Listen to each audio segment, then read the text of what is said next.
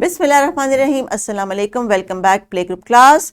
प्यारे बच्चों, कैसे हैं आप सब लोग। मुझे उम्मीद है कि आपने थोड़ी थोड़ी इंग्लिश सीखनी और समझनी भी शुरू की होगी और टीचर के साथ बातें भी की होंगी, क्योंकि हम हर लेसन में कोशिश करते हैं कोई नया वर्ड सीखें और फिर उसको अपनी समझ के मुताबिक किसी छोटे से सेंटेंस में इस्तेमाल कर सकें और इसी तरह हमारी स्पोकन इंग्लिश भी बेहतर होगी।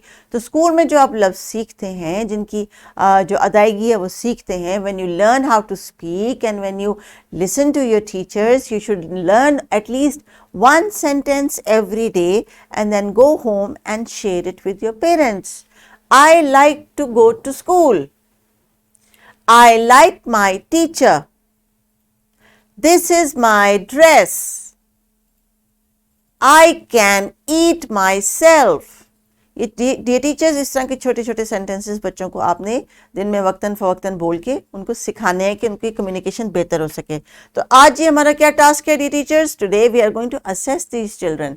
Now it is up to you कि आपने इस असेसमेंट को वीक के एंड पे कराना है या स्टार्ट पे कराना है। लेकिन याद रखिए, ECCE के लेवल पे असेसमेंट जो होती है वो इस चीज़ के लिए होती है कि आप ये चेक कर लें बच्चों को कितनी और कहाँ तक पहचान है।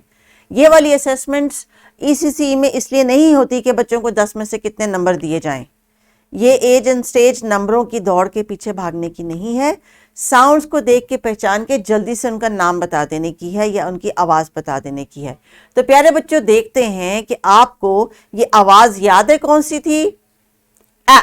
जी शाबाश, एप्पल। और अगर किसी को याद हो कि कौन सी स्टोरी थी और इसमें क्या हुआ था, वो आप ज़रूर शेयर करें टीचर के साथ। यही तो मैंने चेक करना है कि मेरे बच्चों की मेमोरी, ब्रेन कितना शार्प है। Now the next one is b. Yes, it's a butterfly. तो ये कौन सी साउंड है? B. Then what we learned c, cat. And then there was d, dinosaur. Good. ये आर्ट क्राफ्ट एक्टिविटी जो हमने की थी और आपने अपने बोर्ड पे डिस्प्ले की थी, उसका मकसद ये था कि जब आपसे असेसमेंट करवाई जाए तो आपको याद हो। तो जल्दी से बताइए किसको याद है ये वाला पेज? इसमें हमने एक स्टोरी की थी, फिर हमने जो साउंड है उसकी कुछ वोकैबुलरी सीखी थी और राइटिंग की थी। Good. So that means you know this sound. What sound is this? This is the sound a. और इस पे हमने कैसे एक्टिविटी की थी? हमने अपने फिंगर के ऊपर पेंट लगा के उसमें हमने कलर किया था। Good and well done. What is next? फिर हमने नई साउंड सीखी ब की, उसकी स्टोरी सुनी, उसकी वोकैबुलरी रिवाइज की और राइटिंग की। फिर ब में हमने फिंगर पे पेंट लगा के कलर भी किया। Then we went through the next sound which is क, जिसमें हमने कैट की जो है वो वोकैबुलरी सीखी। एक स्टोरी थी जिसमें they were carrots and corn. Very good. And then we write it, and when we were writing it we practice with the fingers. So teachers, finger की जो मूवमेंट की डेवलपमेंट है उससे आहिस्ता आहिस्ता बच्चों को रिकॉल होता है कि कौन सी शेप की क्या साउंड थी और उसको देखते ही मैंने अपने गले में से कौन सी आवाज़ निकालनी है। फिर हमने एक और साउंड सीखी थी ड की, जिसमें हमने डाना द डक की स्टोरी पढ़ी, डॉग के बारे में बातचीत की और फिर ड में हमने फिंगर पेंट के थ्रू कलरिंग की। तो जनाब, जब ये सारी साउंड्स आपको याद हैं तो फ्लैश कार्ड्स जो आप लाइब्रेरी कॉर्नर से लाए थे वो भी याद होंगे। तो टीचर्स, आप बच्चों से कहें कि वो उठ के लाइब्रेरी कॉर्नर में जाके इन चारों साउंड्स की वोकैबुलरी के फ्लैश कार्ड्स लेके आएँ और आप इनके साथ उनकी इनिशियल साउंड को रिवाइज करवा लें और उसके बाद फिर हम आगे बढ़ेंगे। वोकैबुलरी की रीइंफोर्समेंट के बाद अब प्यारे बच्चों, आपने खामोशी से अपनी सीट पे बैठ जाना है, अपनी पेंसिल या क्रेयॉन पकड़ लेनी है जो टीचर आपको बता रही हैं, और उसके बाद आपने अपनी किताब के सफ़े को गौर से देखना है। उसमें कुछ साउंड्स हैं जिनकी शक्ल है और कुछ पिक्चर्स हैं वो भी शक्ल है, और किस पिक्चर की किस साउंड से आपने मैच करना है ये अब आप खुद से करके बताएंगे, क्योंकि ये है आपका असेसमेंट का टास्क। और अभी आप किसी से कुछ बात नहीं करेंगे, इस सफ़े को खामोशी से करेंगे। टीचर्स, अगर इस लेसन को करने के बाद, इस एक्टिविटी को करने के बाद आपकी क्लास में तमाम बच्चे साउंड सीख गए हैं, देन आई विल रिकमेंड कि आप अगले साउंड्स की तरफ बढ़ें। और अगर कुछ साउंड्स कुछ बच्चे उसके साथ कंफ्यूज हो रहे हैं कि जैसे कि ब एंड ड की साउंड अक्सर बच्चे प्ले ग्रुप में कंफ्यूज करते हैं लिखने के लिए भी और बोलने के लिए भी, तो फिर आप एक्टिविटीज उस तरह प्लान कर लें for the coming 2-3 days before going to the next set of sounds, ताकि इसको बार बार जो है वो प्रैक्टिस करके इसको इन्फोर्स कर लें। और एक्टिविटीज़ और लेक्चर्स आपके पास मौजूद हैं।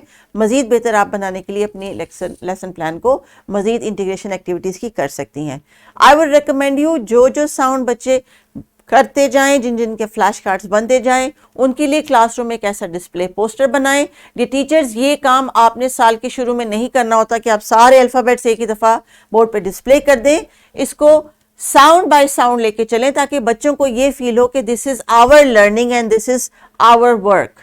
सो ECCE के क्लासरूम के एनवायरनमेंट को स्टूडेंट सेंटर रखें। जो करवाएं, मैथ्स में, इंग्लिश में, उर्दू में, जो चीज़ करवाएं उसको उसी सीक्वेंस के साथ पेस्ट करें, डिस्प्ले पे लगाएं ताकि बच्चे उसकी ओनरशिप भी लें और उनको आपको देखते ही पता चल जाए कि यहाँ तक बच्चों की लर्निंग का जो प्रोसेस है वो डेवलप हो चुका है।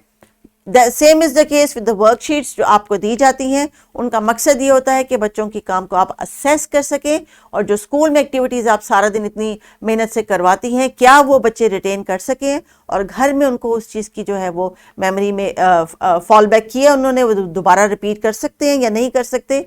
सो मेक श्योर दैट बच्चों की जो असेसमेंट है वो आपके काम की रिफ्लेक्शन है। जितना एफर्ट आप बच्चों के साथ करेंगी, जितना इस चीज़ का ख्याल रखेंगी कि जो एक्शन आप क्लास में ले रही हैं फॉर टीचिंग, उसका क्या रिएक्शन आपके पास आएगा, because this is law of nature, every action has an equal and opposite reaction. अगर बच्चों को आप प्यार के साथ लेके चलेंगी, एक्टिविटी के साथ पढ़ाएंगी, तो वो उसी तरह ही आपको रिस्पॉन्ड करेंगे। अगर आप अग्रेसिव होकर या उन पर गुस्से के साथ, सख्ती के साथ उनको ज़्यादा लिखने के लिए दे देंगी, they will become repulsive, they will become aggressive and they will start hating their studies and this is what we don't want. So अपना बहुत ख्याल रखिए, लेसन को, असेसमेंट को एंजॉय करें। टेक केयर, अल्लाह हाफिज़।